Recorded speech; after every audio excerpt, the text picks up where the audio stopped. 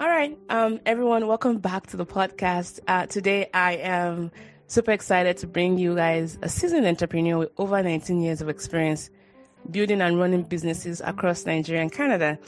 They have a first degree in industrial relations and personnel management, and they have successfully established ventures in various sectors, including the agrochemical industry, pest management, automobile sales and parts industry, logistics, and procurement.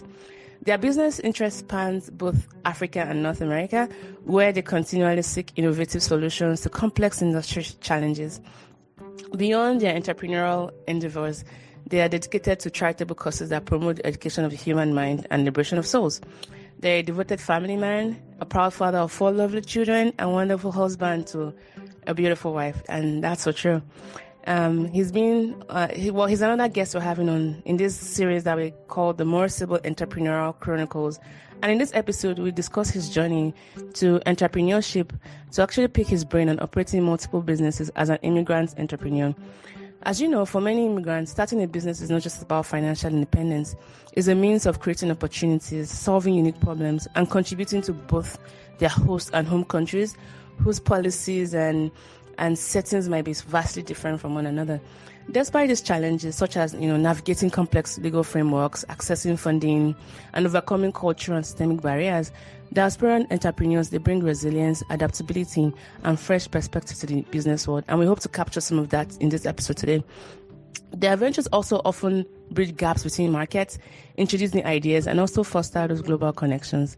Throughout their journeys, these entrepreneurs will define success, proving that with determination, strategic thinking, and the right support, businesses can thrive anywhere in the world.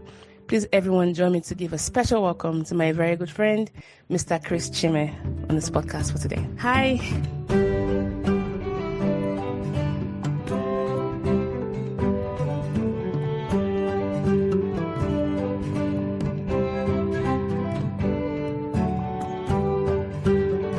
Hi, Prof. Look at all of Good that. Good to see you again. Look at all of that repertoire. Wow, only you, one person. Only you. I can't believe I will have all these things you are reading out. I'm sure it's just a slice of your great life, but thank you. And I was just thinking about it, Chris, can you remember the first time we met? In fact, I remember when... it was 2009, right? So, wow. Yeah, man, we're getting older. This was 16 years ago. So Chris and I, and then 17 other people, we called ourselves the Corridor 19. We were Covenant Nation. We used to be Covenant Christian Center under the guidance of Pastor Pojo Emade. We were the pioneers, the first missionaries that were sent to Sierra Leone then, to help, do different things. I was in the healthcare. I think Chris I was architecture, and I don't know what your role was, but we had different roles to really help get things started after the civil war that plagued the country because of their proximity to Liberia. So that's when I met Chris for the first time.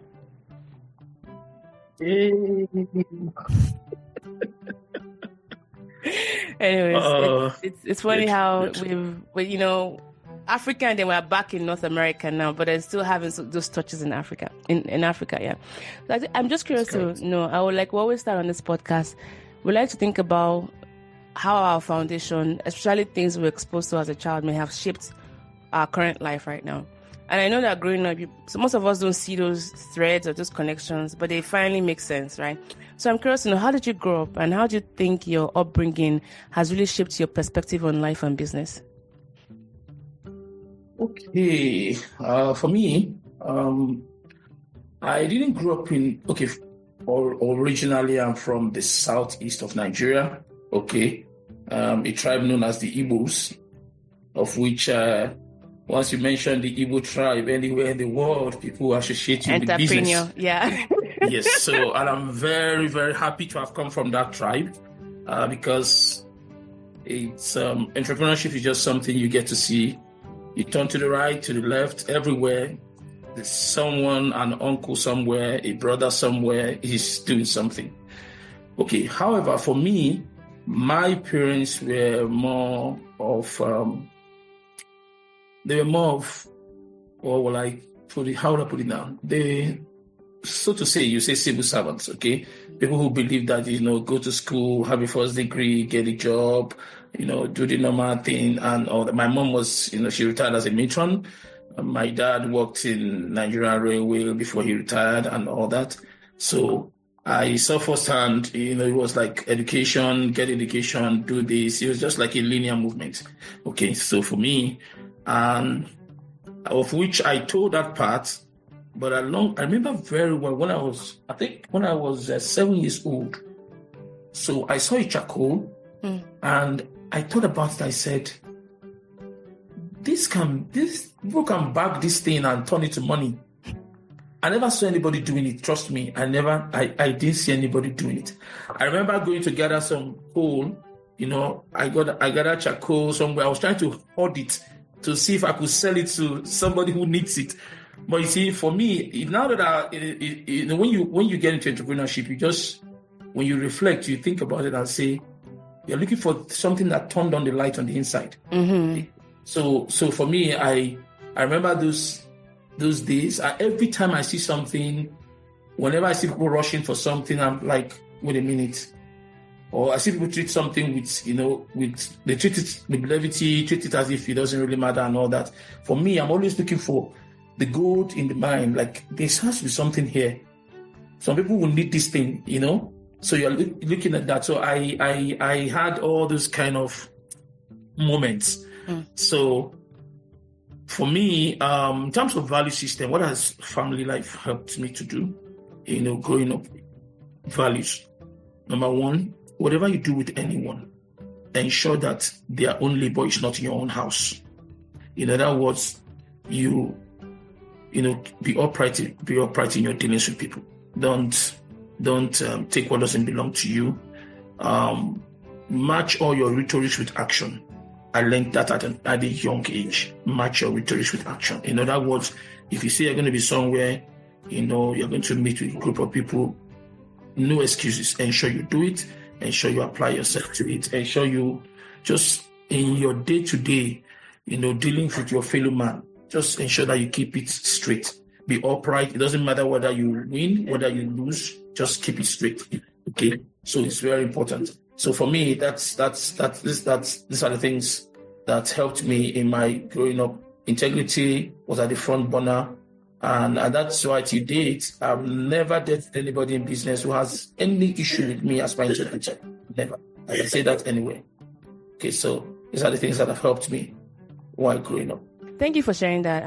I loved your values on being a man of integrity, a person of integrity, like letting your, rhetoric and your actions match, and making sure that you also, in your dealings with people, you're very upright. Those are really great words to live by. So, can you just make it clear, like from your family, how many kids growing up, and are mom and dad still with us, and what was your position in the family? Okay, fine. So for me, the last born of the family. You don't give last born energy, right? Or maybe you do. Yeah. I don't. My wife always tell me that. My wife used to tell me that she does not envy my kind of last born. So, but last borns, they can be quite chimeric. They kind of fill in the gap. So depending on the energy your older ones are giving, maybe they allow you so many things. Some last borns tend to be like first, depending on just the energy they get, and it depends on the gap also between the siblings as well. That also can, yeah. That's true. So family of 4 boys. Wow, okay, all boys. Yes, all boys. Of which I'm the last. And for me being the last, when you are the last among. What powerful then? When you are the last among, 3 other older ones, you know what it will mean. Wow. That means that really, for me, you also help to shape my upbringing, because you have to stand your ground to get what you want. That's the truth. Because you're the last born, who assume you don't really know anything. You have to depend on us and all that. I broke out of all those things at a very young age. Yeah. So I grew up with a lot of independent mind. I was very independent minded. I don't like to lean on anybody. Okay. So my parents are, they're both late now. So mom died 2018, dad died 2021. So, but they were quite old. Okay. So they got to a ripe age. So I thank God for every moment spent with them. So that's it. Sorry to hear. And what's the gap between your oldest sibling and you? Oh, that should be... That's almost around 8 years. Okay, not too bad. Not too bad. All right. So you've given us, and you grew up in Lagos, right? Just to be clear. Okay, I grew up in two places. First, my very young age, from 0 to to 10. Yeah. I grew up in Enugu. Okay.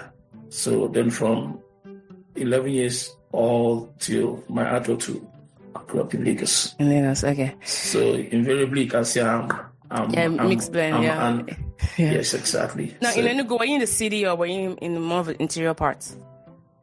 Okay, partly in the city at some certain age, earlier age, then at some point in the rural area. Okay. I was right for like 2-3 years. Okay. And that's it. Yeah. All right. So, let's just talk about your educational pathway. So you studied IRPM, or what people call industrial relations and personal management. What inspired you to go study that, and how has that been serving you to date? There's no inspiration. No inspiration. There's no inspiration. That was the only course you had to pick, at least to enter school. Was that it? Yes, there is no inspiration. Nothing inspiring anything. Okay.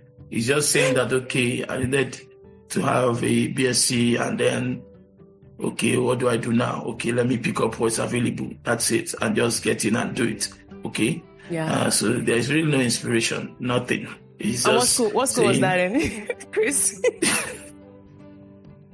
I have questions about that, which we'll talk about when we talk about young entrepreneurs. Oh, LASSO. That's a very good school. Okay. So there's really no inspiration. It just get to do one thing and just get going. It's nothing.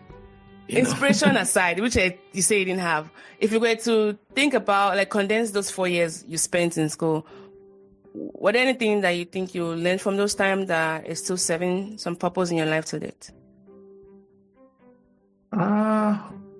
Well, don't forget, I just put it this way. Even though I was in school, I was also doing business. Of course. Okay. Yes, so even when we went to Hello, you are still doing business. Because I remember you. You can't take the business out of the man. He's a businessman. Because in my mind, even my classmates, they used to be like, dude, what are you doing here? Right now, you should be in the next meeting. What are you doing? So in my mind, calm down. We're here for, So anyway, that's it. There was no inspiration. It's just get a BSc, have a BSc attached to your name, and then get doing what you're doing. Okay, because sometimes I remember sitting there in the classroom and they are saying some things. I'm wondering, what's this relation? What am I going to do with this thing? Okay, knowing what you know now, right?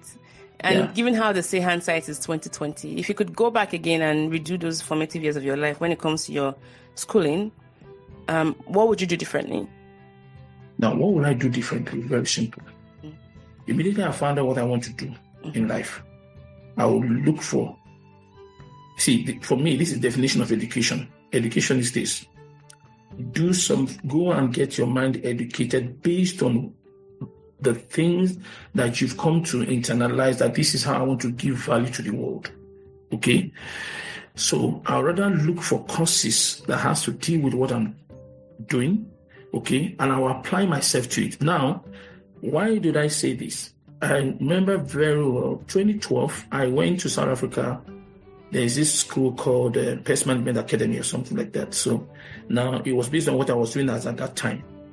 So I decided to go and learn more. I wanted to understand about the pests. I wanted to understand about, this ecosystem called pest control industry. So I went. Now, in fact, for the first time of my life, I can tell you that class, everything I did in that program, I could relate with it very well. It was very apt. I was very intentional with the classes. I could I had all scenario questions because these are things I was interacting with. Okay. So I wasn't forcing myself to go. I was looking forward to the next day. So that's what I would do differently. Yeah. I'm not going to do anything for societal appreciation or bandwagon thing. Or you have a BSc, you don't have a BSc, you have a master's, those things will mean nothing. That's the truth. Okay. Now it means something if you are in that industry. For example, if you're going to be a doctor, okay, yes. You can just come up now and say, I'm a doctor. And learn to show up from a doctor down the street. That's it. Okay. So you have to go through that because you have to be taught what to do. Okay. Yeah. Now, if you want to be, depending on the type of entrepreneur you want to be, okay. So for me, I would rather go and do the things in that line, sit with it, because it will make more impact. I will glean on things from there. I can then, work on it and see how I can apply it into what I'm doing and become better. For me, the concept of education should be this. Education should make you better in what you are doing. It should give you a certain level of leverage. Okay? So if you just have information overload and things that have no business with you, I don't really see why you should be doing it. Yeah. That's the truth.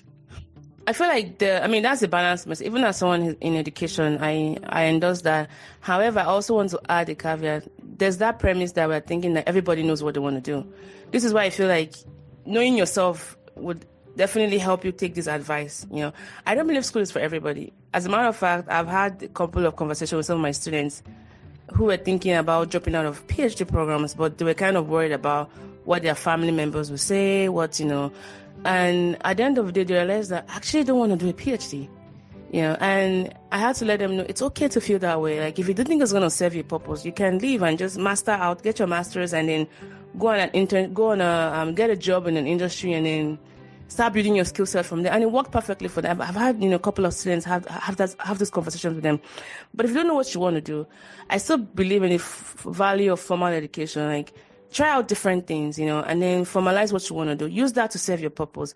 But if you're very good with your hands, you want to study, car mechanics, for example, if a school environment is providing you that, go to a vocational school, HVAC schools, plumbing schools. Those things, I think they should be more emphasized, not at the expense of universities, but they should be equally as emphasized. Like, path to university is not for everybody. But as long as you know what you want to do and you are able to, figure out the pathway, then see how your university degree or lack of it thereof can help serve that purpose. That'll be my own way of, balancing your message. That's fine. I completely agree with you. And again, this is what I would like to say. You see, now, whose fault is it to find out what you're supposed to do? Whose responsibility is it? We're supposed to at an early age. Don't forget that the way the educational system is structured in, let's say, let me not say Africa, because Nigeria, Africa is not a country. That's all right. Africa is a continent. So we have to, Nigeria, we have to start. So let's talk about Nigeria, okay? Yeah. The way education is structured is, it doesn't really give you that room for you to make up your mind in what you want to do. Okay, I say this because my daughter is going into what's called senior high, right? So on the open day, I went with her and we were doing classroom. We were visiting each classrooms and visiting each unit of what's it called, where they are going to have different skill set. So now I can tell that this is the missing link, because all of us are going to school in Nigeria, programmed.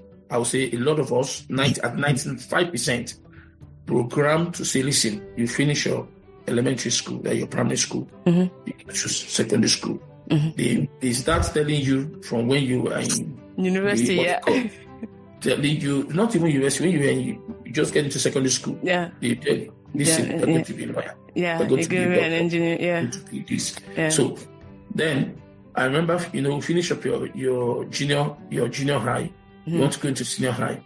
The next thing they're telling you, listen, you're going to be a doctor, so you're going to do sciences. Nobody cares whether you understand it. Nobody cares whether it has to do with you, because your parents just want you to read those 4 courses that, people... Engineer, lawyer, doctor, what's the other one? Yes, again? that's it. Nursing, so they want you to be able to do it. Once you do those things, so that's also part of the problem. Yeah. Why people cannot find their purpose at an early age. Yeah. Some of us who were hanging around people who were willing to, to mentor, give us a trial and allow us to do some certain things. Yeah. We're so blessed, and we're eternally grateful to those people. Like we say, do this. They help you to turn on the light on the inside. Yeah. So if you don't know it, it's, to me, we have to be very cautious to say, you can try your hand on many things. Now, understand, I'm not against education. I'm only saying that you have to be educated based on what you are doing. Yes. You have to be educated based on what you are doing. Yeah. If you're educated based on what you are doing, you are going to add value to society. Yourself, yeah. And to yourself invariably, yeah. And to yourself, okay? Yeah. Now, no one is a loss. If you are grouping in the dark in school, just doing anything. Now, education teaches you one thing. You know how to source for information. Okay? So education allows you to be able to know how to source for information. Because if you are in school, all those, you are doing this course, doing this one, it was true. It's like what he was doing, he was just casting light on he was just trying to put light, turn on the bulb, but just that you were so confused. Every room you entered, light bulb came up, some were dark. So right now, you can tell that if you sit down, you can search for information. If I want to check something about medical line, I can search for it. If I want to check something about this, education allows you to do those things as informal education. So that's it. No, I don't think anyone's going to leave this conversation thinking you're anti-education. You've dropped some really powerful gems about making it serve your purpose and educating yourself along that line of interest. So yeah, I mean, I don't see any argument against that. So thanks for that.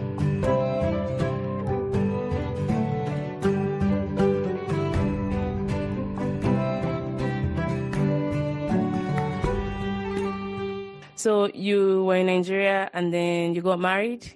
Congratulations. You found your wife. Yay. And then what precipitated your move to Canada? Yeah. Very interesting question. I always say to people, I said that Nigeria was and is good to me. I did not leave Nigeria I didn't leave Nigeria in the mindset, I want to go to greener pasture. I want to go and hustle. No, that was not it. Okay. So, because why do I say that? Being in Nigeria, running businesses, doing well for myself. I have no problem with Nigeria. However, as we were, as the years were coming by, and at first, daughter, second, third, then you start looking at certain things and say, the world that they are discussing some more serious things, artificial intelligence, different robotic engineering. So you sit down, you say to yourself, wait, my children are going to play with those children in the same space in the next 15, 20 years. So where I am right now, can it give me, the kind of future that I want for my children? So that's what prompted the drive to say, okay, let's move to Canada and all that. It's not out of the fact that it was not based on, let me go and get work, let me go and get, let me become better economically. It wasn't based on that. Okay, it was more like a sacrifice, right? Yes, that's it. It was a huge one. And I can still say it's a huge one for me to take that move. Because don't forget, you are now leaving the known to the unknown. Okay? You're leaving the known to the unknown. Already in Nigeria, I already had a system running. I knew, I was now building layers on the particular level of success. I was building another one to it. Then you had to now leave all that and say, okay, you're going to a new land where obviously I knew I was going to start it all over again. All over again, yeah. But I did something for myself. What's that? Is mindset shift. Okay. I did not come into Canada and start feeling, oh no, big man, no. I said to myself, the same way you started it from nothing, where you're coming from, it is time to start it again.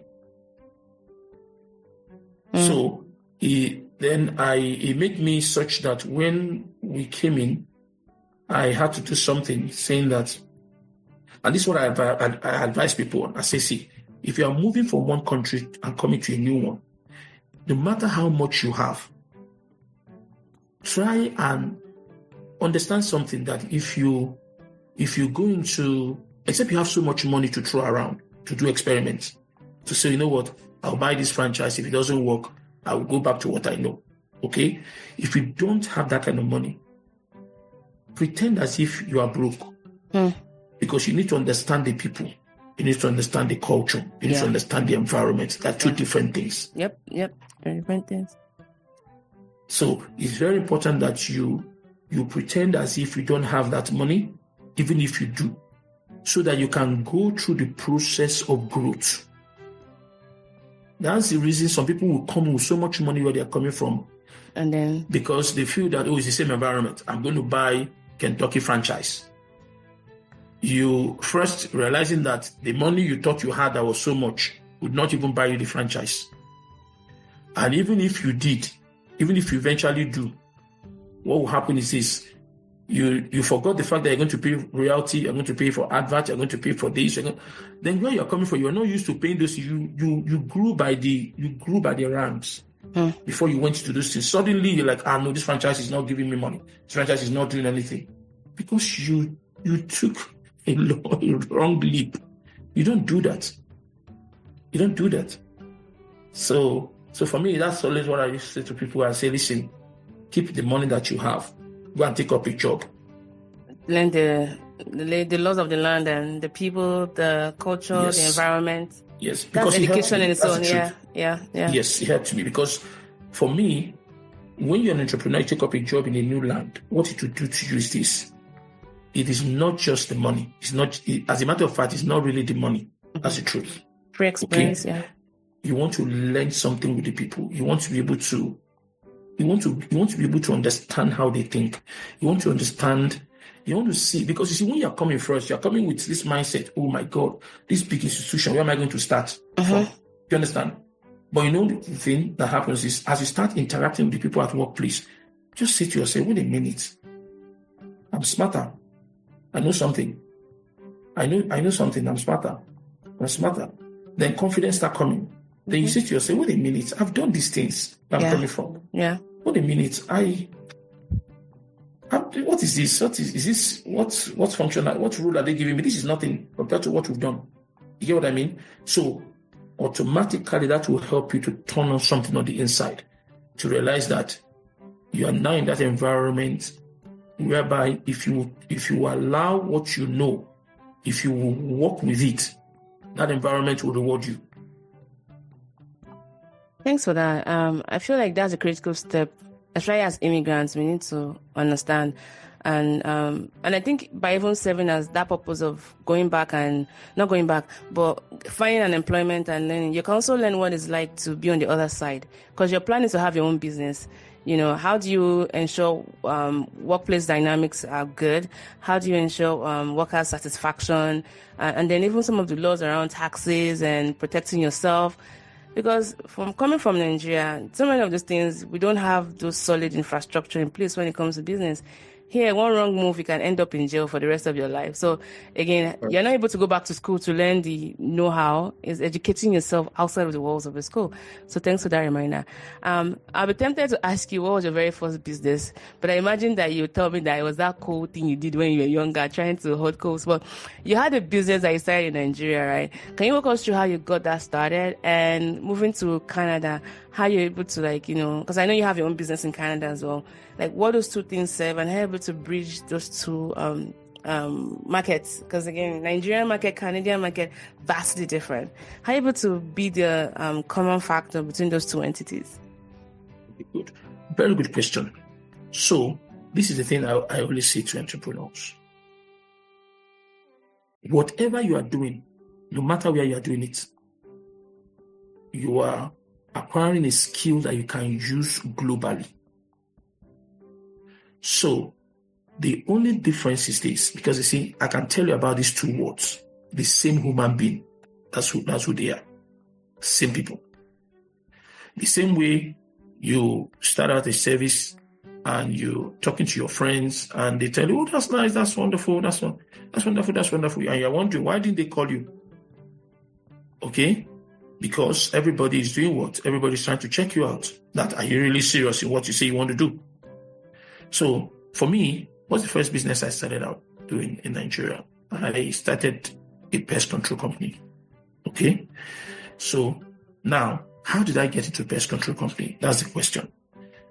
I remember in early, 25 years ago, I was attending a local church. Okay, so then I have a senior friend who owns a pest control company. As at that time, he was not even doing it. So he opened a company and then he used to hire a consultant. So the consultant is the one that will go and do the jobs for him. So then I started working with him. Okay, I was more particular about acquiring skill than earning. I was more particular about it. I was very much focused on skill acquisition. I wasn't really interested in how much you were going to pay me. So when I joined him, so what I did was every time that consultant came around to do the job, I used to understudy him. I used to ask him so many questions. So along the line, the consultant realized I had interest in that profession because I had too many questions. So then he started giving me materials and all that. So that's how I understudied him, started studying those materials at different time. Then one day I said to the company, listen, I can do this. You shouldn't come. Don't bring the consultant. So I brought value to the table, saved them huge tons of money that they were paying. Okay? I remember the first job that I did one time, there was an oil field that we needed to fumigate. This oil company had locations in different parts of Nigeria. So, and I said to them, I am going to do this job. You don't need any consultant. So that's how I started. But and I did that. There was no complaint. Everybody was wowed. So I worked there for a while and built awesome relationship with the owner. And that's how I left. Because when I was done, I said to them I was leaving. Okay? They wanted me to stay, but unfortunately I had to go learn something else. So now I'll say this. When I needed to start my business, I had to go back to that industry because as I left the industry, my heart did not leave. Okay? I remember that company, they were still calling me to come and help them do some things even after I left. So it was just automatic that I was going to start with pest control. So that's how I started, pest control. I got into it, yes. So I got into it and then had to go to South Africa for training so that I needed to, because I was in the Nigerian environment, you need to have certificate for everything. Yeah. Okay. So I had to also go, and even though I was very sound in it, but I needed to, because I wasn't, in Nigeria, there was no formal school where you were going to go and attend pest control.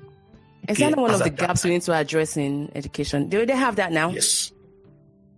There is still no formal school, but I have a professional colleague who runs a pest control training school. Academy, okay. Nice. Yes, he runs it as an individual. So it's not, there's no anything that put it through accreditation and all that. Yes. So he runs it as an individual. He goes, to what's it called? British Pest Control Association is a member. He goes there for trainings, come back, see how he can. It's just his way of giving back so that he can have a structured system. So of which I believe that the government should encourage the guy in what he's doing. Yeah. So anyway, so that's the thing. And I did that from there, from pest control services.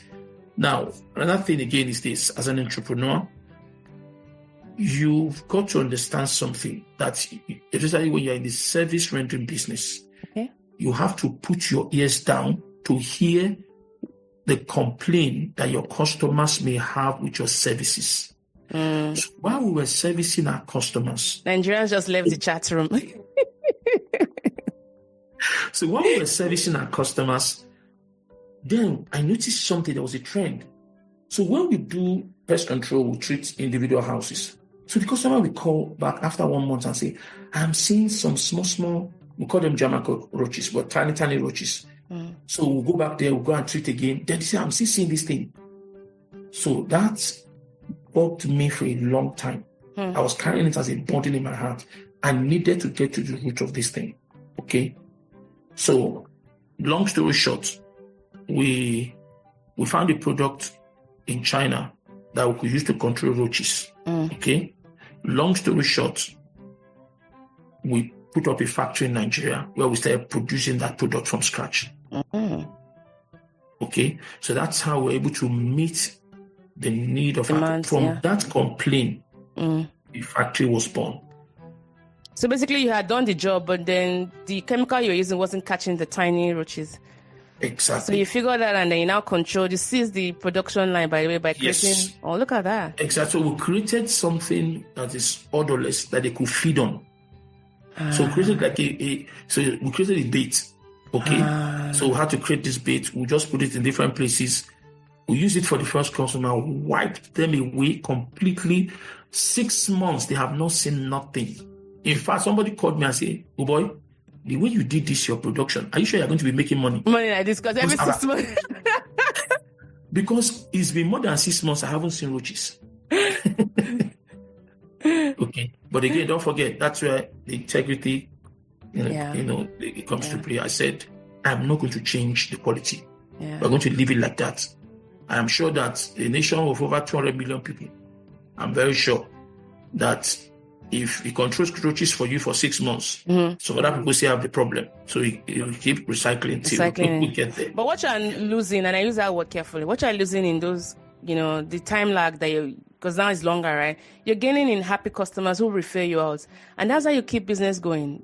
The goodwill, the integrity. That's it. Than quick bucks, That's it. Yeah.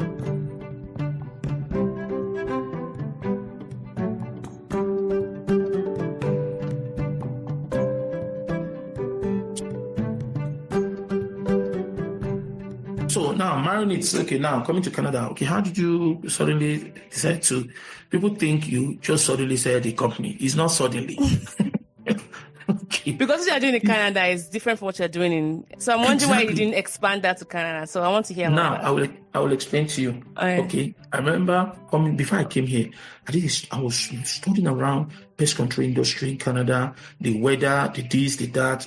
Now I was studying around those things. Then I checked. I said, how much are technicians being paid who are working in Canada in pest control? Because they call pest control the applicators. Some countries say applicators, America say technician, Canada also says technician. So how much are they paid? I realized pest control operator is paid like $17 an hour. Okay. In my mind, I'm like, this is not money. What is this? Okay. Now, aside that, again, I now looked at what is the entry point.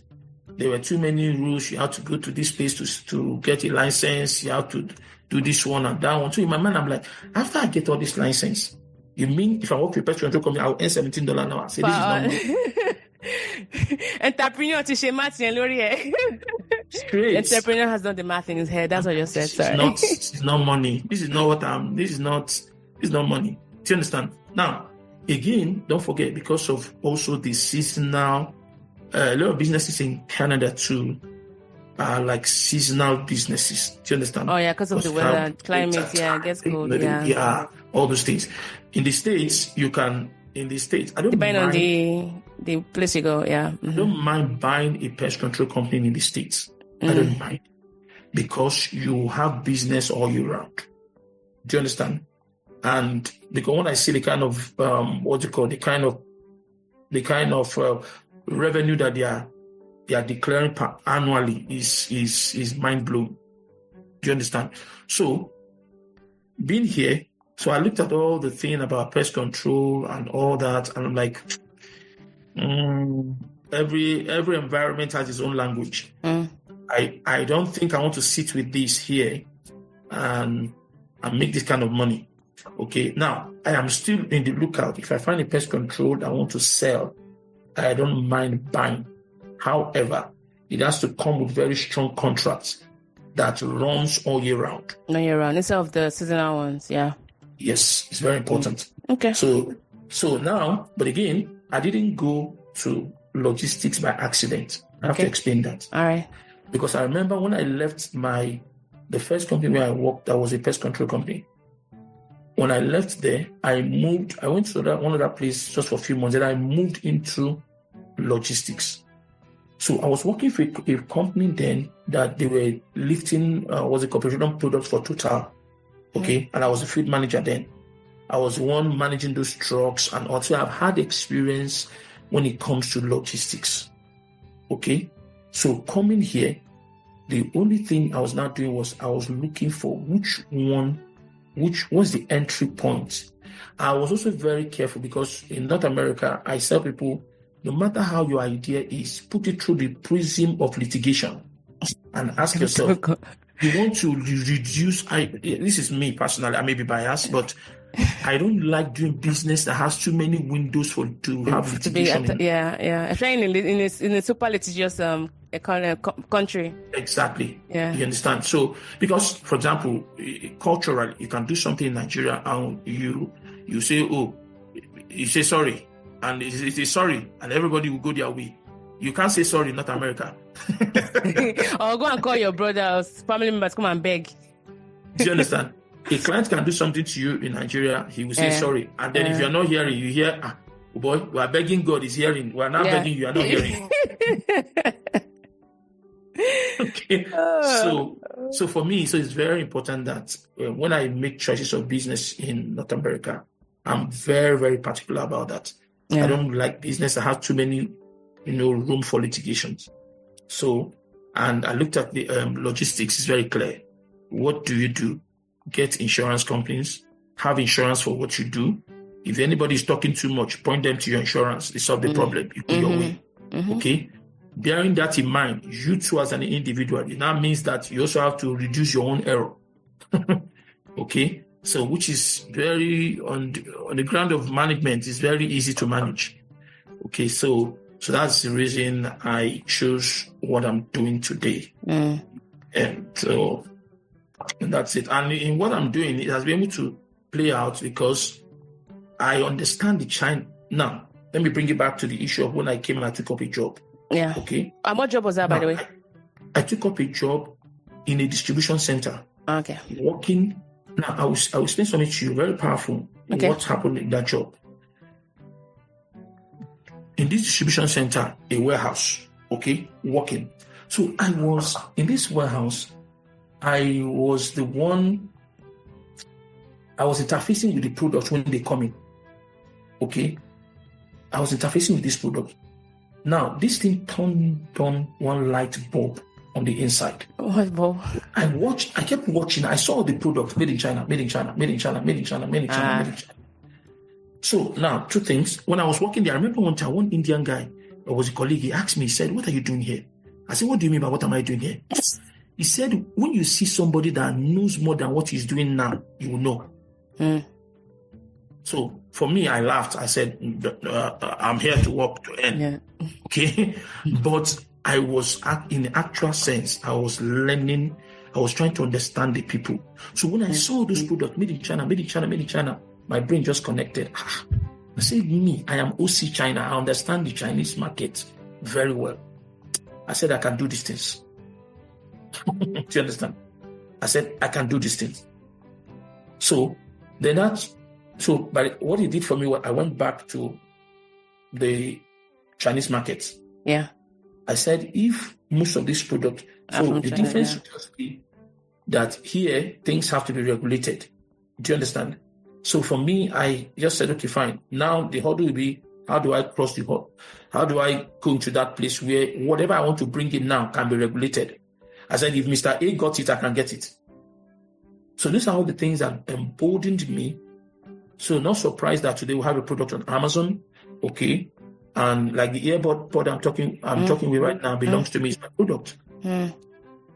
Okay. Nice. So, and I was able to do these things because I saw firsthand, and that's why I said to them, I'm not looking for any position. I had colleagues that were just being to be manager. I said I didn't want anything. I just want to learn. That's it. Yeah. And I did, and this is always the model I adopt. I come into a place, I have a time to exit. So that's important. Yes, you don't get too comfortable. No, it's not possible. Because I know what I'm there to do. I know what I'm there for. I have a time. I remember when I wanted to leave, my GM, he kept telling me, "Oh, have you changed your mind? Have you changed your mind?" I said, "Because he go job, because he change a leave, but boy, it's law." Oh, oh wow. Okay, this is beautiful, and I mean, there's so many things we can tease out of your story. It's knowing when you're getting to something, because I imagine that you being in a new country then you had 3 kids, right? Yes, 3. And a wife. So like 5 mouths to feed, right? Including yourself. There's that pressure to keep putting food on the table.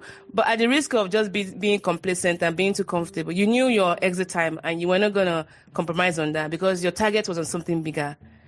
Exactly. You know how hard that is to do, Chris? Because you know that in this Obodo America, Obodo Canada, bills will have to be paid. There's no family member coming to rescue you. No. That takes a lot of balls to stick to those goals and not let the fear of when is the next paycheck coming in, get to you. And I feel like a lot of us get stuck in that cycle. We're not very comfortable where we are, but this is paying the bills. And you're just one paycheck away from being homeless. But there's something bigger, right? And so thank you for sharing that. Like, we need to examine ourselves. In what ways are we shortchanging ourselves at the expense of not getting out of that comfort zone? That's what. And again, I must say this because you see, some people may listen to this now and decide to say, okay, this guy, he had an exit plan and he decided to leave. It's not like that. How can that be what they'll take out of this story? That's not what I'm trying to say, but explain yourself again. No, now I will explain it. See, life is layers upon layers. Do you understand? I have done something before coming. I have gone through the cycle of building a business. I understand what it entails. Like a friend of mine said something to me. He said, "Chris, you know why you quickly settle down in this country? Why you have been able to make it in a very short time?" He said, "You know why?" He said, "Number one, you do not select job. Every work, whatever you are given, you take it seriously. That's one. Secondly, he said that everything that they ask you to do, whether it's business, whether it's normal working, you applied yourself to it." Do you understand? Now, this thing is a mindset shift. You can be working in a place. See, don't forget, this is me coming in a place. I'm paying people salaries. I was able to go low and say, because this is what I believe, every region fund yourself. Every region fund yourself. I cannot be pulling money from Nigeria to be taking care of my family. No, I had to walk the walk in Canada for you to do what? For me to be able to have that money to fund the Canadian bills and the lifestyle. Because if you are pulling money from where you're coming from your family business back home or whatever, if you are pulling money from it, don't forget, you're going to strain the business over there. Yeah. So where you are, if you say to yourself, it's just something, you lock it, it's a mindset, you lock it down and say to yourself, listen, this place must work. Okay? Now, that will begin to influence how you are taking your decision. That will begin, you don't go and sit with the Joneses because you know what you're working on.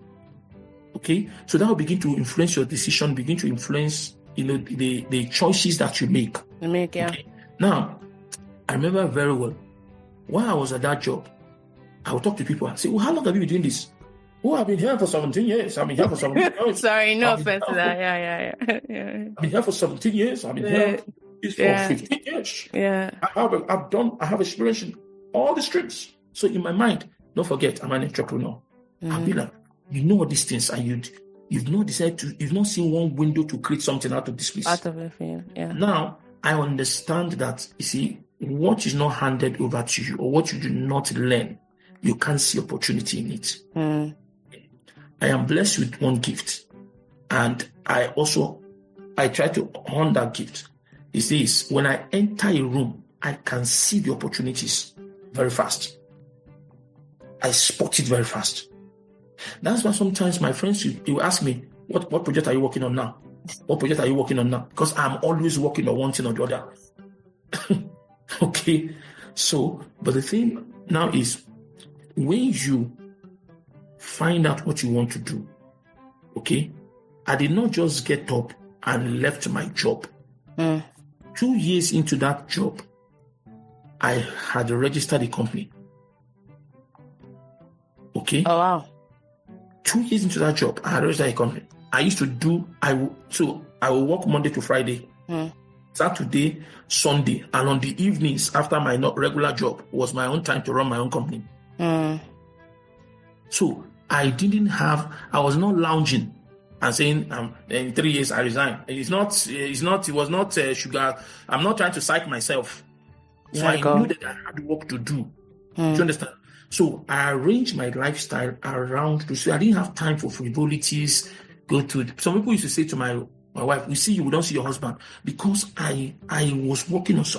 I'm working on something. So you can't be seen everywhere running around and just say I'm resigning, leaving my work. Hunger will beat you, not America. Okay, so I did that for 1 year. Then immediately before that 1 year, I just said, you know what, I'm done with this. I want to sit down now and sit with my business. So when I came to the management and I said I was leaving, it's not in the function, I would do anything wrong. Yeah, I can't pay you more to stay. There's no fight. Not the point. Yeah, because this is what they used to me. They said, Chris, you're a great guy. This place is open for you anytime you want to come in. Yeah. Anytime you want to come back. I said, I'm not, you are not seeing me back. As I'm leaving, exiting the door, I'm gone. Do you understand? So that's the thing, is you carefully understanding the price you have to pay. Yeah. Okay. And entrepreneurship, that you succeeded in one place and you come into another zone, does not necessarily mean that you are going to succeed if you don't go back to the things that you've always done. Do you understand? And that's why I say to people, you are patient enough to go to medical school where you're going to spend 7 years or 4 years. You did not get up one day after first year and say, now I'm a pharmacist. Now I'm a doctor. I'm going to go away. You were patient enough. As an entrepreneur, you must be patient. You must be patient. Okay? So it's very important that people have these things at the back of their mind, so that if you know that you want to go back into owning a business, okay, you need to have clear-cut plan how you want to go about it. Don't do it. Yeah. Don't go and jump and leave your job and say, I can do something. Don't forget, I said 1 year before I resigned. You had, I was grinding. Yeah, yeah. It's very important. I mean, how do you top that? Thank you. Thanks for clarifying that, adding more robustness to your questions. I have 2 follow-up questions for you. One would be, so you've talked a lot about just how the introspectiveness you brought into surveying where you were coming from and then where you are right now, and knowing when to start and when to exit, and all the plans you had to kind of get yourself started. I'm also curious to know, were there some support networks or maybe programs or resources, especially in Canada, that helped you as an immigrant entrepreneur that you'd like to highlight? Now, this is the thing, okay? I didn't go for I wasn't looking for nothing. Is it true? Chris. Because on our podcast, we talk about community. Throw some into the collection plate. Okay, good. Now, this is the thing. No, I will say something. No, in starting the business, there is I wouldn't say that, what's it called? I went to meet one government grant to give me money. No. But I will give it to the Nigerian community. The Nigerian community were the first group of people, because you see, every politics is local, every business too is local. Okay? So the Nigerian community was where I went to present myself. I say, guys, this is what I'm doing now. Okay? Because in that industry first, I noticed something. You have a lot of Indians who are in it. Okay? So what I did was this. I had to circle back to my community and say, guys, there's a Nigerian doing this right now. It's compartmentalizing. Okay? And I give it to the Nigerian community in Calgary. We support one another very well. I can say it in my business. I will say that if I have done 100, if I have 100 clients, Nigerian Canadians, I can bet you that they are at least 70. Shout out to those people. I mean, we talk a lot about Nigerians don't support one another in diaspora. No, it's a lie. Right? It's not in this place. Okay. So the Nigerian community helped me a great deal when I was starting out. So we talk about in terms of patronage, I give it to my Nigerian community. They've done fantastically well for me. Okay. Now, when you are servicing your own people, it's going to come with its own challenges. Okay. Because some people want to also paste you the same way they accept your service in Nigeria. They want to paste it here. Yeah. That's why you have to put structures in place that says, listen, the same way you can patronize another person who looks different than me is the same way you need to understand that I understand. And one of the things I did was this. I sold my value to the Nigerian community. I know what they want to see. Okay. Nigerian community do not want to see another thing that they don't want to see too many rules. Okay. So I give them what they wanted to see. There are not too many rules. Okay. Because some people will say, okay, fine, we're going to carry 40 pounds box. If it now becomes 60 pounds, we'll charge you extra. I wasn't charging I didn't want to charge anybody extra. Okay. Because once you bring all those rules, the Nigerian American, Nigerian Canadian will just look at it and say, oh boy, no, this is what I don't want. Okay. So it's also understanding that for me, I needed the Nigerian community as an entry point. Okay. And which they obliged me. And we kept our service rendering professional. Even though that we understand we have the same background, okay, or in terms of cultural background, I also wanted to maintain that, that standard that is the Canadian standard. Okay. So I would tolerate you in certain things. Where some people will say, we'll charge you extra for another pound. I wouldn't charge you extra. I wouldn't charge whether you were Caucasian, whether you are Nigerian. I didn't want to charge anybody extra. I wanted people to feel at home. I wanted people to see a different part of the services. Because sometimes I feel that in North America, sometimes some things are too to the extreme. Okay? Because you're already doing a job. It's just £2 different, man. You lifted that thing. What are you charging extra for it? Okay, so I want to be able to help with people who are thinking in that direction and saying, I don't think this extra charge is worth it. So for me, I have been able to, the community, Nigerian community, shout out to Nigerian community, fantastic. Thank you for that. Thank you for that. Thank you for that. And for me, and this is always why I try to give back too, even in terms of even in hiring system or whatever, to give back, to say this community that has supported me so much like this, because you see, let's be honest, you go to a Mexican business environment, you find Mexican Americans, okay, supporting one another. Because as a minority group, how else can you support yourselves if you don't give yourselves opportunities? Right. Okay. That's what it is. So we have to first, because I have to be shouting it on the mountain top within my community that those on the other side can hear me. Yeah. So that's Thank it. You. So I give it out. I give it to the Nigerian community. Fantastic.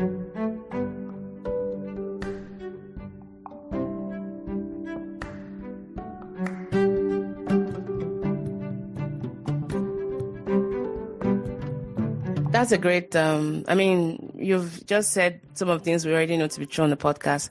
Yeah, people can be people, but there's something great about knowing that you have this shared history with this group of people who can help highlight you.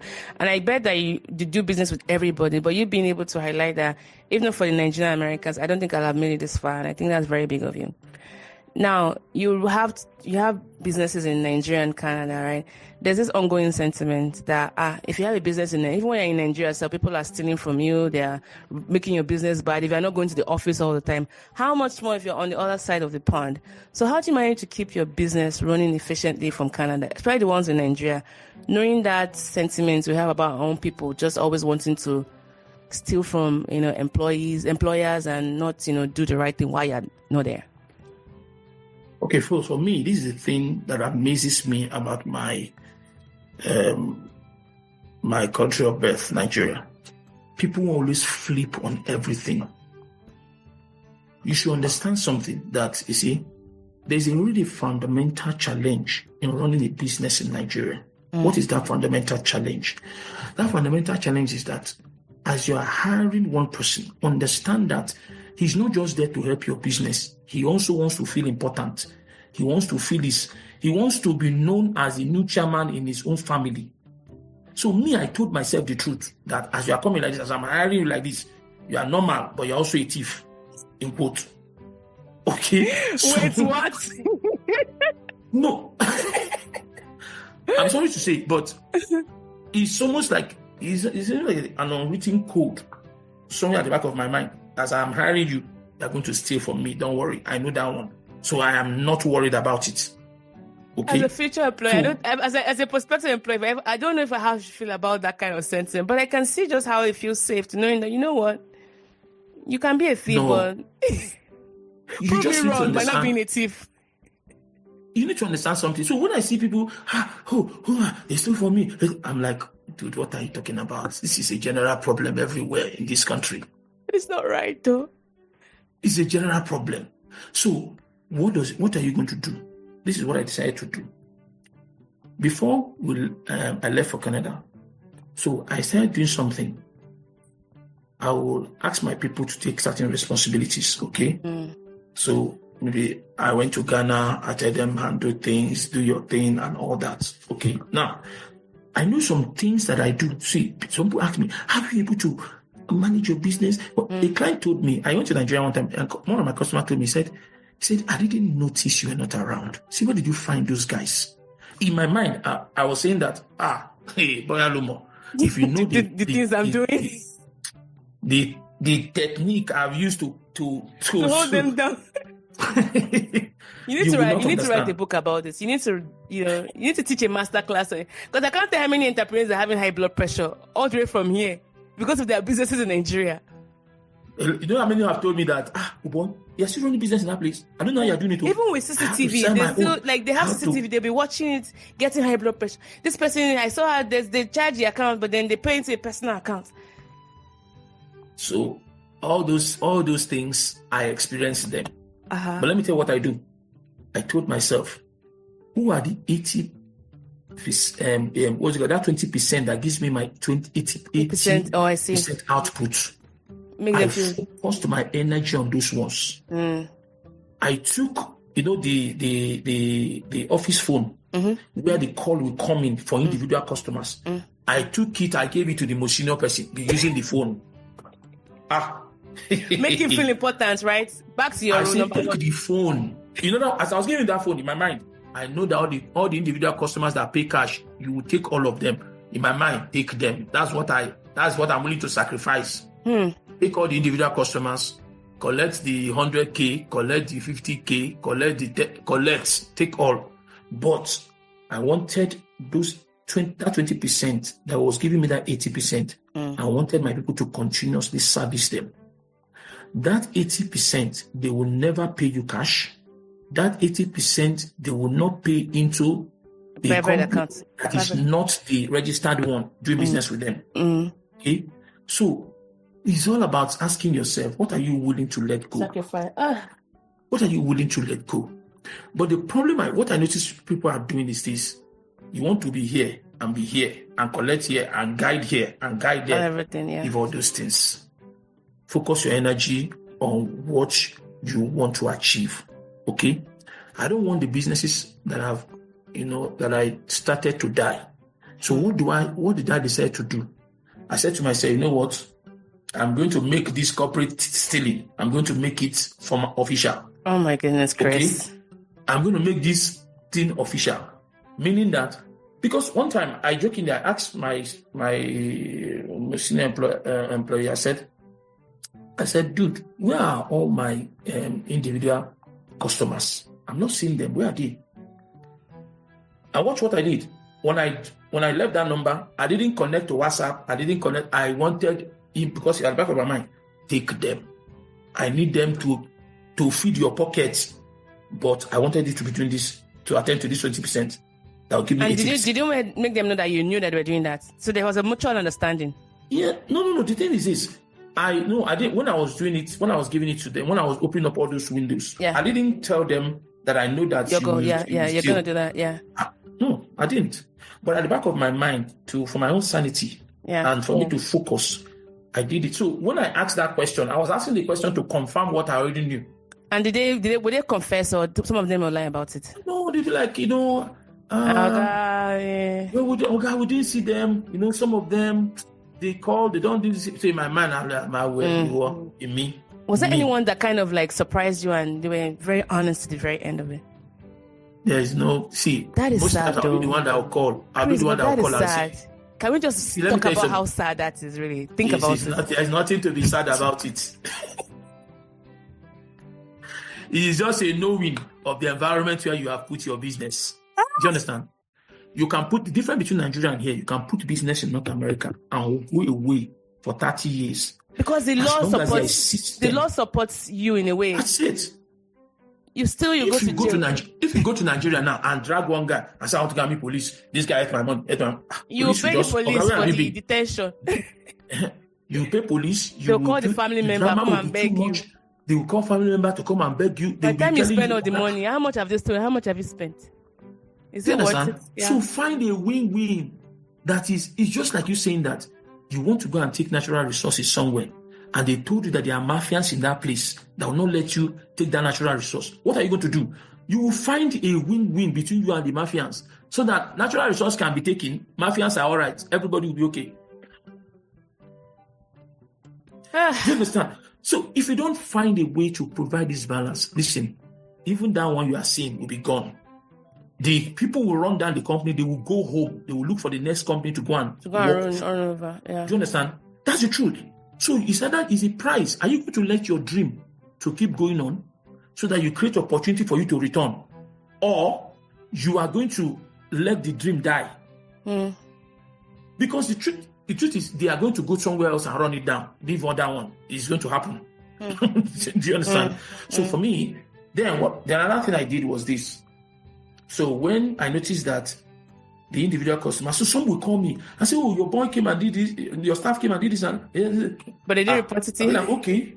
I say, okay, that's fine. Are you sure? Did he do a good job? Or you did a good job? You did a good job. So in my mind, under what name is he doing? Someone said, he gave me his private account. I said, have you paid? Oh, that's fine, no problem. Let's continue. Okay. So, but this is the thing. So one of the things I did later, and I said, these guys, I still have my A-class customers intact. No one is missing. I said, what am I going to do? I'm going to now do something for these guys. I'm going to give them ownership. Ownership? Yes. Explain that again. I will explain the ownership. So what did I do? I said, okay, you see all these individual customers, some of these corporate organizations that they are not really, what I mean as in, they are there, but I can do without their money. Yeah. Do you understand? So I said, okay, Mr. A, you take these customers. Service them. All of them. But you're still servicing them under my company. Yeah. My company name. I say, Mr. B, you take these ones. All of them. Do you understand? So now everybody has a stake. Now can we do business? So leadership, making them feel like they're Oga. Everybody has a stake. You're crazy though. That's a crazy move. You have to understand that you are dealing, the environment you are dealing, it's an asylum. Everybody's crazy. It's not a joke. Or else everything will be gone in what I mean in 3 months. Everything is gone. So these are the things I had to do. And that's why when I see people, you are here, you are flipping. I used to ask a question. How long has these people worked for you? You tell me somebody has worked for you for the past 13 years, 15 years. So you need to understand something. See, people will do what they will do. Okay? But you too, you have to be sensitive to understand that if somebody has put in 10 years with you, 12 years with you, it is time, especially if they are like a the trigger point that helps your service rendering business to keep moving. It takes a lot to train people. It takes a lot. I have customers that they will ask me, this is so my customers, they already know my staff. They know the ones that I send to them by name. Do you understand? So they can afford, even when they get to their estate or get to their company, they can afford to go in there and see those people without any, what's it called? Because they've seen them over the years. Do you want to lose that and go and get another deputy criminal? Start over again, You're going to get a deputy criminal. That is going to steal from you. Okay. The thief you know is better than the thief you don't know. So what you need to just do is you need to understand that you are going to deal with issues. You tell yourself, what can I let go? Handle it, yeah. Okay. And from time too, don't forget, when I was with them, I've always allowed them to take initiative. I've always allowed them to go and do things. Sometimes I understand that entrepreneurs are attached to what they built. Sometimes it makes them, they present themselves everywhere in that business. So that's why you find that in Nigeria, most people, their business, even though they are churning in millions, okay, but their business is centered around them. If they are ill, that business will shake. If something happens, if they go for a course for 2 months, that business will shake. That's not a good model. You have to build your business. Yes, I understand that you built it from nothing. You have attachment, but you need to understand something, that you need people for the business to go to the next level. So now you have to now decide, how will I work with these people that are within my environment? Considering the fact that you are not there to checkmate them, okay? So tell yourself, stealing will happen. They will steal from you. That one is 100%. Tell yourself that one is going to happen. Secondly, now, if you are doing unit item, okay? Because you see, if you are doing unit item, I have both. I have both service rendering. I have unit items. I have products. Do you understand? So one of the things I did was, I told the factory manager, I said, dude, listen, factory manager, see, every product you produce here, anything you sell, you have $1,000 per carton. Sorry, 1,000 naira per carton. You understand? What have I done? I've given him steak. Wow, I mean, it's such a radical move you're doing, though. But I can see how that can potentially, it will cost you less headache, and that sense of what's the word? That air of distrust that people bring into, like, as an entrepreneur, especially when you're so far away, it frees your mind a little bit. You can't worry about the small things. Think about your top customers, but also giving your employees that pathway to ownership. So that way they feel like they are part of the brand. That's it. And that can also increase productivity, knowing that, the boss is not micromanaging me. That's it. Your employees, how long have they been working with you for? The most senior one has worked with me now for, I think, if I'm not wrong, is it 14 years? Oh, wow. Okay, yes. And they're growing as well. I know how they were when they came. So I know how they were when they came. So that's why I say to them, listen, you take this, you take that. Now, okay, what's something? When I relinquished some clients to them, so in my mind, I said, okay, I wanted, the way you guys felt, man, this boss is making so much money. So I'll be like, okay, how is your client? How are you managing your customers? Boss, it's tough. I'm like, is it tough now? No, it doesn't have to be tough. You have to manage. I imagine. You understand? So what you do is that you give them that feel. Let's see, everybody's important. Okay. Everybody wants to see growth. Don't say because the people are going to steal from you, or they are going to do some certain things that you that will give you heartbreak. Don't use because of that, and do not create opportunities for people who have been with you for a long time. Okay? Understand that it will come to a point you have to create a win-win system. That's what I have done. And I bet you that business will be on from now till the next 30, 40 years. Because everybody has a stake in it. Yeah. Do you understand? So it's very important that you look at things from that perspective. Or else you are going to, once you leave like this, you will sell it. You must sell the business. And then it doesn't serve any purpose anymore.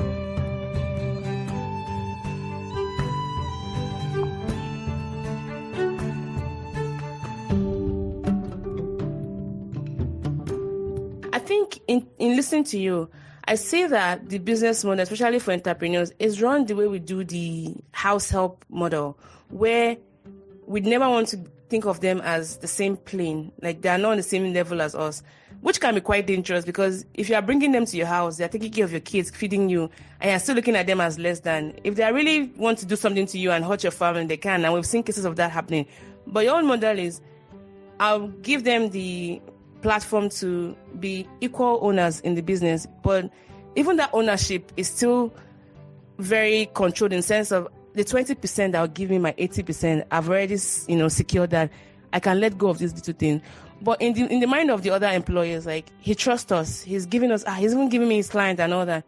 You're making them be part of the brand, and in that regard, there's perpetuity of your legacy. Your business is running even while you're still far away from them. And I bet that not even people that are in Nigeria right now running their businesses, they probably don't have the same yield as you, being so far away. I think my professional colleagues, they ask me, I said, how are you doing this thing? Your guys are so spot on. In my mind, I'll be like, the only way, if I don't want to talk too much, I just say, oh boy, I pay price for it. Okay?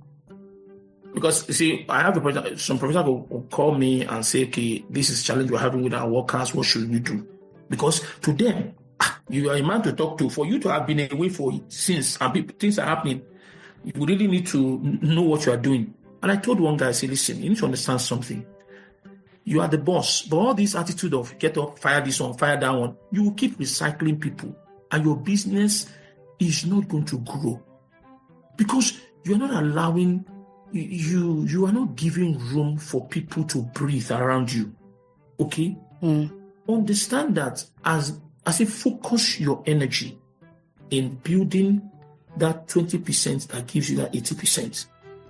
You tell yourself, this remaining 20% is what I can sacrifice for this business to keep moving. Yeah. Do you understand? So if you don't find a way to give people ownership in what you are doing, there is a way. I learned something. Somebody said that, Oprah Winfrey said something. Say, delegate every other thing, but put your checkbook in your armpit like this. That's what I do. Do you understand? That is what I do. I take every other thing. I can dash it to you. But you see that 80, that 2080, I am the one managing that one. I am the one like this. You are only executing. I am the one managing that one. Do you understand? Wow. So it's very important that you find a way to, because it's all about you asking yourself, what do you want?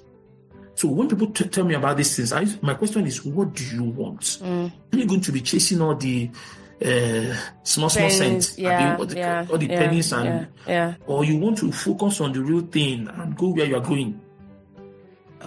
I feel like you need to do a master class on this. This is gold. Was it something you learned from somebody, or with time you just figure it out? No, I've always known. This is me. See, I remember say something. See, there's a place of equity. There's a place of fairness. This is what I always ask myself. Chris, what is fair in this conversation? I didn't learn this from anybody. I kept asking myself, what is fair? Things will happen. My people, they will fire this, fire that, fire this. Next thing, oh boy, can you send me your team to come and help me? In my mind, I'll be like, okay, calm down. This thing, you're just firing people here and there. Okay, don't distribute fire. You don't need it. You just need to know put a system that says, listen, we are all in this together. Because it is the environment that you found yourself. Yeah.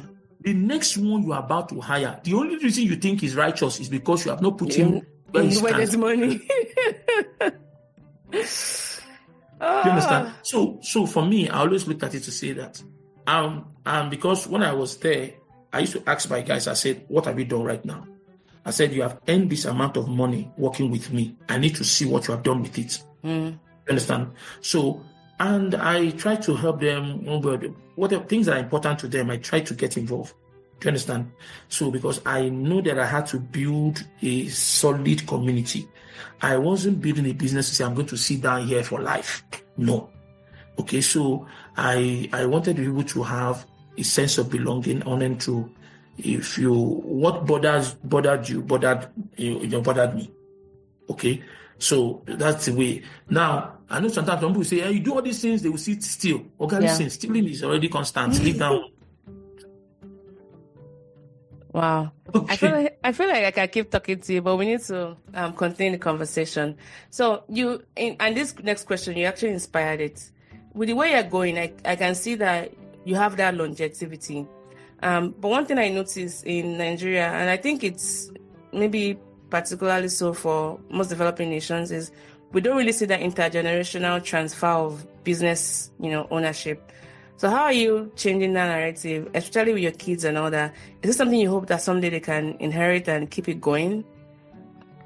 Have you given any thoughts to that? No, I'm not I don't belong to that school of thought that says that what you have built, your children have to continue with it. Okay? Now, I have, in what I do, in building things around, I have charity mindset. Okay? So this is the mindset that I have. Today, I love entrepreneurship. My daughters may not be interested. My son may not be interested. The responsibility I have as a father is to help my daughter find purpose in whatever they want to do. Is to help my son find. If my daughter says, oh, Dad, I want to manage your businesses, fantastic. But I'm not of that saying I'm grooming you. Of those, yeah. Well, the day that once they grow as adults and they choose their path, okay, if there is nobody, the day I no longer want to do it, if I want to sell it and put the money in my pocket and travel around the world with my wife, I'll do it. If I want to will it and say, okay, who is the person that I've been here who can run this business, who has interest? I say, okay, dude, I'm going to give you up this to you. You pay me royalty. Okay? So what am I saying? It's long-term in mind. It's not hereditary. I'm not trying to say, okay, I want to hand it over to this child. There's no law that says it has to happen like that. Okay? So I'm a kind of person that says, if I build a house and I don't have any child or anybody who is interested to take it over, I'm a kind of person that says, let this house go to course that I believe in. Yeah. Because it's not all about, because you see, after you are gone, do you know what the next generation is doing with it? Right. You might be better off with the right person. It doesn't necessarily have to be your project. That's what right? It is. Yeah. Exactly. That's it. So it's not, people have to balance this thing. And all these things stem out of, when you have suffered and suffered, in your mind, I don't want my children to suffer. What is it they want them to suffer? Suffer what? Yeah. Calm down on this thing of, I don't want my children to suffer what I suffered. What you suffered made you who you are. Now that you have given your children, it's the truth. Now that you have given your children a better platform, it is now because a leader sees the future and you point the followers towards that future. So it's now for you to begin to raise them in the direction that they need to go. It is not for you to be saying, I build this company so I can go and take over. Your child may not be interested. So what are you going to do? Yeah. Wow. So many gems you've dropped today, Chris. So many gems. Okay. As we wind down, let me just show them with these final questions. Now, in our part of the world, like Nigeria, you've also alluded to that, right? How can young entrepreneurs, identify opportunities in a competitive market, whether they in Nigeria or, outside of it, wherever they may be? But the commonalities that they're from Nigeria, as you know, there's a strong emphasis on obtaining a degree over gaining practical experience, especially for those who might be, they might find more utility in gaining those practical experience. And at the same time, you hear things like, school is a scam. That reflects like a growing skepticism about the value of formal education. Now, how do you advise young entrepreneurs to almost be open-minded, to identify opportunities in the competitive market, while also striking that balance, ensuring that they're getting the necessary education, but it's something that they're using to help them grow, so they don't end up pursuing degrees that may not serve their goals? Okay, so for me, if you, as a young entrepreneur, this is what I would tell you. Focus on skill acquisition in whatever you're doing. Focus. Now, that skill acquisition may mean, let's say you're in Nigeria, you might see one man who does a particular craft very well. He never went to school. Calm down. You have a degree, didn't mean nothing. Because if your degree could take you high, you should be flying high with it already. Right. So what it means is that you are supposed to go and meet that old man that has that skill that you know that he is a master in it. Go and humble yourself and learn at his feet. That is one. Secondly, when you now start doing that, there's a place where your education will come in. Because if you went to the school mindfully, that you were not mindless when you went to school, you will be able to find a way to tweak that thing. You can see something that the old man, he has succeeded at his level, but you can see something that if I touch this thing this way, this thing can go beyond where it is right now. Okay, so in other words, understand that you are going to leverage. Understand that you are going to connect. So be that type of person that those who don't have your formal kind of education, they can be comfortable around you to show you something that is for the next generation, because the previous generation are always carrying something that can be transferred to the next one who interprets the dream of their own generation. Is important. So this thing of, you making look like, do you have a first degree? He doesn't have it. He doesn't know anything. Yeah. You have to stem it down. Now, when you come into that industry, this is one thing I would advise. Okay. Go and get educated in that industry. Okay. Now, what do I mean? You are into interior decoration, for example. Okay. You are studying economics in school as your first degree, but you have one older aunt who is into interior decoration. You go and help her over the weekend, and now you can see that you begin to Honda scale. You find your heart leaping towards that industry. In the midst of your, that's your BSc economics you are doing. Now start buying books in line with interior decoration. Now, don't just see that they're going to help the aunt out on the weekend to do some certain things, or don't just see it as if somebody is trying to punish you. Now, begin to be mindful of what you are doing. Listen, it's only a matter of time. When you graduate after that, your first degree, while your colleagues are looking for job, you are already doing what? You are already looking for clients in what you are doing. So it will give you leverage. So balance this concept of education and skill. Balance it. Education is not just a degree. Education is you preparing yourself to have the utmost value, to get the utmost value from what you are doing. So it's very important that you look at things deeply that way. If you don't look at it, what it's going to mean is that you're going to meet people who are outstanding in what they are doing, but they did not go to your formal school, and you are going to write them off, and you missed something. You missed this, yeah. So it's very important. That's what I'm going to say. I mean, those are great points. And again, I feel like for those who are listening to this that might find utility in this, is knowing yourself first and what you plan to achieve, right? And hopefully this works for you. So you've talked a lot about just your life and all that. How do you think, what role would you say your spouse has played in all of your entrepreneurial journey? I mean, I've met your wife several times. She's very sweet, and her cooking skills are just amazing. It's like, guys, I went to Canada. I stopped by their house, and I wasn't going to stay long, but she made me buka amala with begiri. I was like, oh my goodness, Vivian. And she's not even Yoruba, by the way, but I think she's even more Yoruba than I am. So what role would you say she has played in your entrepreneurial journey? Because you mentioned just how sometimes you're missing that family time, especially during the formative years of building your business and all that. Yeah. And what role has she played in your entrepreneurial journey? And how do you really balance work and family life? Because you have 4 kids now. Yeah, I do. So anyway, I used to say to people, my wife is my greatest critic. Okay. So if I have an idea now and she can tell me 1,001 reasons I am wrong. Okay. Now she plays the devil advocate to tell me about, okay, you need to look at this, you need to look at that.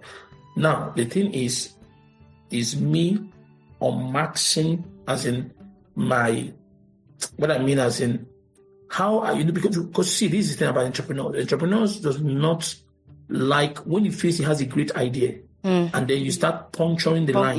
Yeah. You almost feel as if you are against what he wants to do. But you need to unmax that your ego. You need to remove your ego, unmax your emotional difference, and listen to what they're saying. Because it's in that, because if one person that is closer to you, who sees you every day, is already feeling like these services you want to render. So that means that if you can make that tweak, because they're actually saying those things in love, if you can make that tweak, you're going to have a fantastic service out there. That's one. Secondly, my wife is very homely. Me, I'm the one that I'm always here and there. You're outside. I am outside. That's the one. Very homely. So she has helped me a great deal in managing the family, the children. In fact, she I would say she helps manage my life in a way. Okay. Because she's the one that helps me, that tells me, okay, this birthday is coming. Like, we've also built some certain family called, what's it called? Values, culture that values. We started doing this one when we had girls for a long time before my son arrived. Yeah. So in Nigeria, we used to take our daughters, we take them to one of the, what I say, posh restaurants. Okay. Yeah. So we take them there and we continue with that. Like every first Sunday, we eat out as a family. We have certain things that we do. So it doesn't matter. So you just have to. You have to be there. You have to be there. Thank God for Vivian for holding you, because I'm sure you will guys that money to come make more money. Vivian, take your flowers. Okay. So we have all those things that we do. So she helps me through, and in the finances she helps me, in terms of saying, okay, you have to look at this, you have to look at, because she's an accountant anyway, so you have to look at this and look at that. So because sometimes as an entrepreneur I can just run. Are you right? Because as long as you are seeing money, you're all right. So at least I have a wife who can help me look at it and say, look, put more energy here. Delete this one, look at that. So it's just everything is coming together, helping me to look at things. All my blind spot areas, Vivian helped me to spot them. So true definition of he who finds a wife, right? Finds a good thing. And that's really, really great. That's really great. I mean, looking at your journey so far, what would you say you're the most proud of? I'm proud of my tenacity. I'm proud of my doggedness. I'm proud of myself that I've replicated entrepreneurship in 2 continents. I'm proud of myself that coming to meet big institutions, I am proud of myself to say that I know something that I can offer.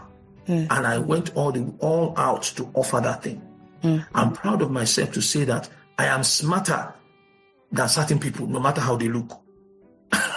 I'm proud of myself to say that I am always learning, no matter who the person. See, when I'm on a project, my ears are wide open. Doesn't matter whether the person is a homeless person. Opportunities, yeah. It doesn't matter whether it's a homeless person. He says something. Even in that is consistency being homeless, I'm learning something from it. Okay, so I am willing to learn. There is no. In fact, as a matter of fact, I've killed ego. There's nothing like that. Because it's a continuous learning process for me. Okay. And I understand that when I mean smarter, it's not a place of pride. So no. It's just something to say that, all these things because somebody said for you to go to China, start from your back door. Okay. So that means that I learned some things from my back door, from my backyard. I learned some things. So for me to now put that at work, put that to work here, I am grateful to God for the opportunity to have been able to implement some of these things, make the changes, tweak things. And again, I'm also happy for my ability to be able to manage people. To manage people. That's the biggest part of business, though. People management. Yes. Manage people. My ability to manage. Because you see, North America has its own challenges. Massive challenge. One of the challenges that doing business in North America has is for you to be able to manage people. People are not really committed here. That's the truth. And labor is so expensive. It's so expensive. People are not. And they're not doing the work. They're not hardworking like that. It's just drama. Their heart is not, most of them, their heart is not there. We can talk about Nigerians, right? But there's a way that they can, like, people that will do the work will do the work. But here, labor is expensive. When you even find it, it's not very robust. I said to even find one, Canada as a case study, to find who will work with you is challenging. Even when they come, because the options are so many. Do you understand? It's like a revolving door. They are moving to the next one. They are moving to the next one. Do you understand? So you need to understand that if you're going to do business here as an entrepreneur, there's nothing you are doing wrong when it comes to people. People will leave. Understand that one. People will leave. They will come today. As they start working, they start earning the money, and just understand they are looking for the next highest bidder. They are moving. Okay? Some will even leave your own and go to a lower bidder because he wants to go and tap into one of the government programs that can give them free money. So understand it. So it's just like I said, people are going to be people. Yeah. So just keep moving on with your dream. And as an entrepreneur, you need to understand that. See, you have to have this mindset that it must work. You must understand that challenges will come every day. Once you open your eyes like this, challenges are there waiting for you. Okay? So stop flipping once you see challenge. Calm down. Another one is coming tomorrow. So let's start mastering how to deal with the challenges. Do you understand? So it's very important that you look at that and once you are solid, you're not flipping around.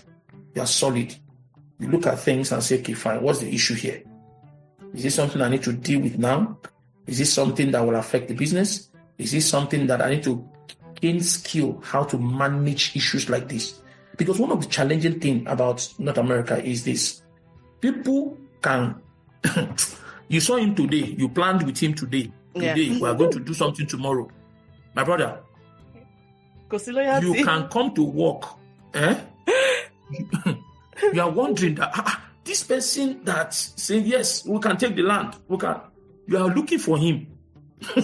Which is an irony because here, before you hire somebody, you go through, there'll be references, But back home, anyone can just walk into your store and, okay, I'll hire you. There's guarantors here. There's a law protecting you, the business owner and the employee, but anyone can walk out at will and you can't do anything about it. You can't do anything about it. Yeah. So you have to calm down. So it's just you understanding that you don't. Some people will think it too much. What am I doing wrong? Oh boy, it's not you. You like think all the whole thing. In North America, they will leave. There's no loyalty like that. That's it. No. This is one episode I feel like I can keep talking to you forever and ever. But I think I need to let you go, Chris. I need to let you go. Okay. Thank you. But wait. There's this question I have to ask you. You've talked about the things you did, right? And how you're able to figure things out.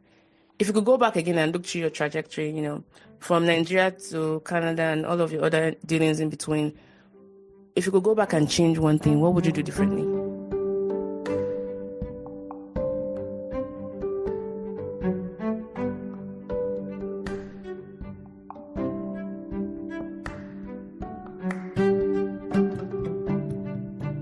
Go back and change one thing. What will I do? This is one thing I would do. I will look for a business that has to deal with human dwellings. Okay? If I could go back and sometimes I feel like I wish I'm a little bit much younger. There's no way I will not do plumbing. There's no way I will not do electrician. Okay? Now, I'll say this because it's a challenge. In North America, if you want to buy a business that requires tickets, that requires what's it called, a plumber and all that. If you want to buy such business, if you don't have that license, let me tell you, you will buy a fantastic business, but it will be difficult for you to maintain that business. You know why? Why? Because when you buy that business, if I buy an HVAC company now, okay, HVAC, plumbing and the rest of them, the guys, once they just know that I don't have license to make that business work, because what you don't recognize is that the people who sold you that business, 99.9% of them, they all have the license, they all have the tickets, they can do that job without those people. Okay, so because the people know that the owners of the business have the tickets, they can go and do that job. Okay, I give you a scenario. I had one worker here in my Canadian business. I had the staff, and one morning, we had 2 clients that particular truck was supposed to service. Okay. And then I asked him a question why he destroyed something, and he got pissed off and he threw my key at me. What? And he left. Yes, he left. So this is a Caucasian. He left. And it's not because he's a Caucasian that he did it. Your fellow black too will do it. So it's not a race thing. Okay? Yeah. It is the environment. But why didn't I feel it? I hopped into that truck. I can drive my truck myself. I drove it, went to do the job, delivered on everything, and went to park the truck. So imagine if you're buying an HVAC business and you can't do it. You already gave your client your word. You already gave because you have different routes where you sign your technicians, okay? And this particular route, somebody has left. What are you going to do? What are you going to do? So that's why you have to understand that any business you want to do, first, be sure you can do it alone first. If all the other variables are all gone. It's very important. Okay, or else you will buy a company, is churning millions of dollars. And then, you don't have it. It's the truth. Yeah. A medical doctor he bought a clinic that was owned by a Russian. Okay, in Canada? Yes, you got there, you saw the place booming, Russians. The man was retiring.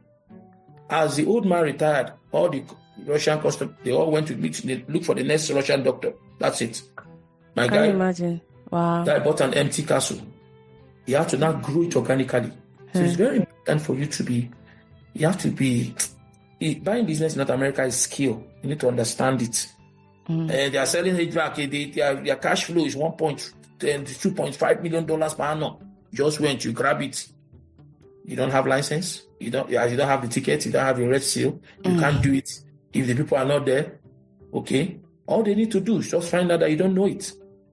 Next morning, first technician calls you. I'm not available. Something is turning my tummy. By the next afternoon, one person has called. So what are you going to do? And for you to find people who can replace those things are so challenging. In this part of the world, yeah. Again, labor is expensive. But if it's in Africa where you're coming from, I don't understand. As one is saying story like this, they are 10. Line the next person up. No time for holla. That's it. So those are all the things we need to understand, that we have to be able to know how to navigate. Every terrain has its own skill. Yeah. You have to navigate it. If you don't have too much money for experimentation, get a job first. Get the know-how, yeah. Or you go and meet a company who is doing that thing and tell them you want to work for free and learn the ropes. It's the truth. Because without your money you brought somewhere, you might be able to pay your bill, but you can pay that sacrifice of 1 year for you to go and learn something somewhere. Okay? But what do I subscribe? I would say get a job in that industry and sit down there. Get a job there. At least they are paying you for learning. Okay? And then when you get there, leave all those titles, leave all those things, throw away all those things. Just go and learn skill. With time, okay? Because with time, you are going to, some people have resigned from where they are and the company liquidated and they went to buy their asset. I've seen it happen. No. I mean, as possible, but still. Yeah, I've seen it happen. Wow. So just focus on real thing. For me, I always tell people, focus on the real deal. Leave all those shoe shine kind of things that are bling, all those bling things, throw them away and focus on where you're going. So that's it. Okay, this is the last question, I promise. All of this wisdom you've distilled in this almost 2-hour long episode, how are you preserving it for posterity's sake? Like, how are you passing it forward to the younger generation? Are you going to start your own masterclass series? Do you have like a training school? Because these are like great things that even me, I'm not quite an entrepreneur. I've seen a lot of things. I've heard so many things that I can't wait to share with my friends who have businesses back home in Nigeria, because I'm so inspired by your story and I want to pass that on to them. But how are you keeping this in kinetics? How are you keeping this moving forward to really serve the younger generation? A very interesting question. I love to give back. The only thing I do is, as people allows me, I do it on an individual basis. Okay.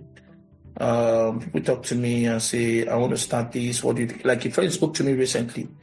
Now they were about to run into a big error because I knew it was an error, and I told him they wanted to go and buy a business in another province. Okay, and this business is they wanted to buy. Is it an electrician service company? Okay, yeah, good return on investment, whatever. And I said to him, very simple question. I said, dude, do you have a license? Do you have a ticket to be an electrician? What do you say? I turned on something on his brain. I am not joking, because they would have lost money. What I mean, lost money. He's doing very well for himself where he is. He's working general manager somewhere and all that. Okay, he's doing very well for himself. But again, I said, you guys, if you don't have that ticket, if you don't have a red seal as an electrician, you buy that business, just knowing that you have thrown the money away. Just come up, or well, you just went to look for lighter and you just lit your money and burn everything down. By the money on fire. Yes. So for me, I did that on a personal level, and that's, he said he never saw it that way. Because this is the thing, when you've never done business and you, maybe by virtue of, you can access grants or access money or whatever by your savings, you just see some business, you're looking at the bottom line. I am not just looking at the bottom line as a businessman. I'm looking at some things. I'm looking at how can this business, how can I, take it to the next level? Can I run it even if I fire people? That's why I always say something in my company. I say, listen, I am the only guy who's constant here. Every other person can go. I'm the one that's here. Because I can take other people and replicate everything. So is you understanding how to navigate your environment. So it's very important. So as time allows me, if I have the opportunity, one of the things I do is that I've not thought about it to say, okay, let me start teaching people how to do this thing. You need to. Now, have I helped people who, one-on-one? Thank you so much for that. That was, man, I didn't see that. That statement you made changed the whole thing. Okay. And I'm like, rushing. The business is going to give you $1.something million per annum. Okay. Do you know the volume of work that you will do? And can you take care of that thing? Can you do it? Do you even know how to connect a wire? Do you know how to connect it? I say all those people you are seeing working for this man, they will all be gone. Immediately they know that this man is retiring, they are going to the next place. So it's very important that and I'm hoping that I'll be able to get to do that, to sit down and put things down. And one of the things that encourages me in business is that the people who first started business, they didn't read any business book. Right. Let's be honest. They write it afterwards. Yeah, most of them. Some of them don't write. They read it after. Yeah. That's it. Some of them write. So they did not do this. One of the beautiful things was that they ran their business like the Old Testament experience with God. Meaning that when they did something, they saw the causes and effects, they took their hands off it. Okay? Now we have materials that people can read and all those things. Even though I tell people, no matter what you read about running a business, always interpret it based on your own environment. Okay? Because the approach that's working here may not be what's working here. But if you tell me there's something that is constant across board, is that tenacity? Is that doggedness? Is that the communication skill is constant across board? It is that, integrity. Okay?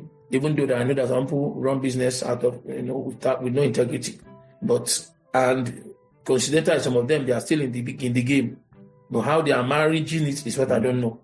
Okay? So it's very important that you focus on all those things. And like I always say, every business has a soul. Okay? Every business has a soul. You've got to understand that you have to feed this soul so that it can do what? Give you the output. So for me, when I have the opportunity to talk to people about these things, some of my ideas may not look conventional. Yeah. Okay? But it works for me because I interpret everything based on the terrain where I'm doing business. Okay? I try not to bring the way I do it in Nigeria, to bring it to Canada. In Nigeria, I'm not looking for workers. In Canada, you are perpetually looking for workers. Yeah, if you could bring those two, I always say I would like a country where there's accessible labor and there's the heart, but then also with the robust infrastructure that you have in this part of the world. Because Nigeria has a lot of things that is missing here. Nigeria has massive things that are missing here. So, you can throw a party in 3 days. Here, they'll tell, oh no, our calendar is booked. Which calendar is booked?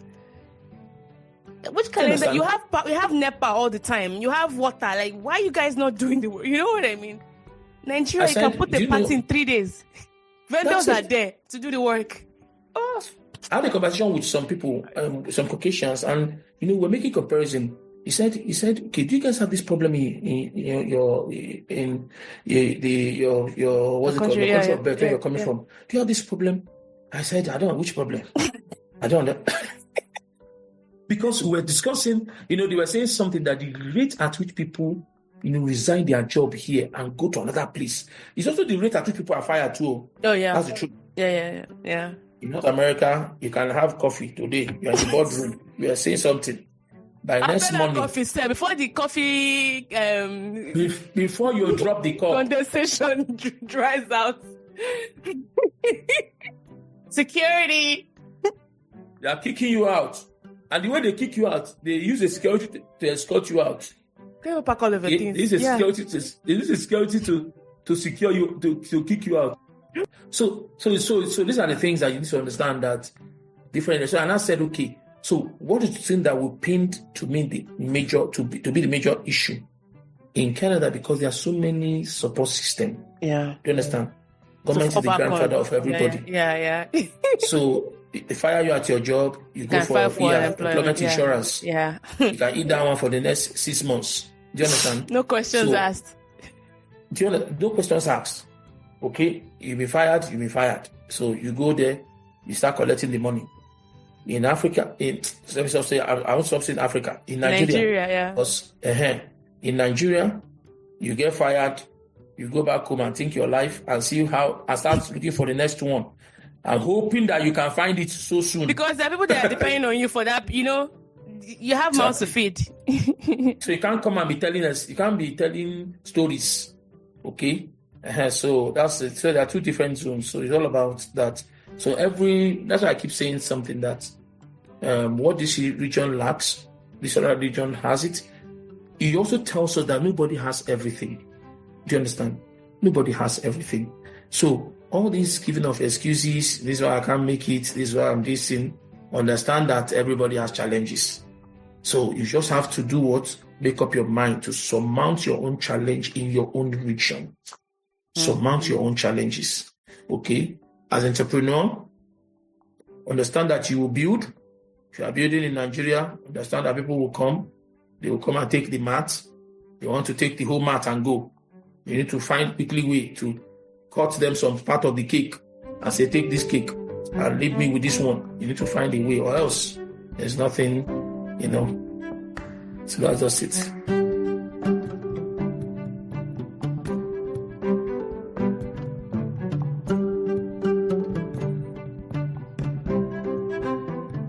Okay, I need to do a hard stop here. I feel like I can keep going on with you for such a long time.